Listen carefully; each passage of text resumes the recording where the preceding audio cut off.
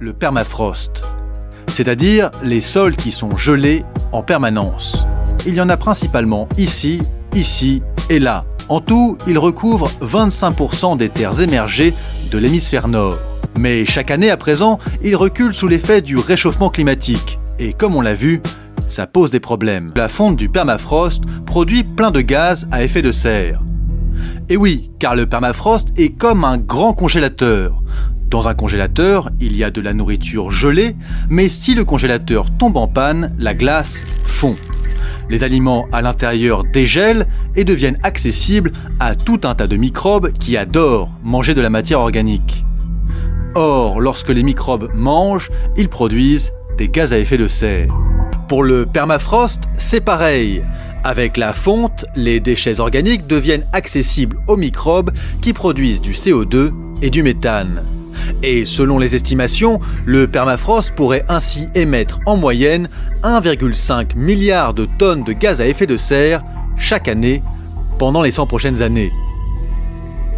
C'est 3 fois plus que ce qu'émet la France tous les ans. Or, on le sait, les gaz à effet de serre accélèrent le réchauffement de la planète. Et c'est un cercle vicieux, car plus la Terre est chaude, plus le permafrost fond, plus il émet de gaz à effet de serre, etc. Les scientifiques appellent ça une boucle rétroactive. On le voit sur cette carte de l'Arctique, le permafrost est plein de mercure. Il en contiendrait 1,5 million de tonnes, soit 2/3 de la totalité du mercure présent sur Terre.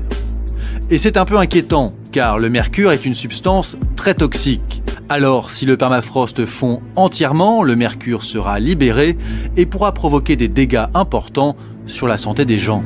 Mais ce n'est pas tout. Des chercheurs ont trouvé dans le permafrost des virus vieux de dizaines de milliers d'années, comme par exemple lui.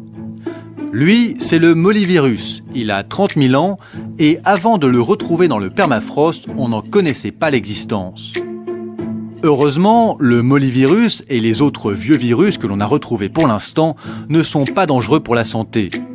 Mais rien n'interdit qu'un jour, des bactéries ou des virus possiblement mortels soient réactivés par la fonte du permafrost. Des bactéries et des virus contre lesquels personne ne connaîtra de remède.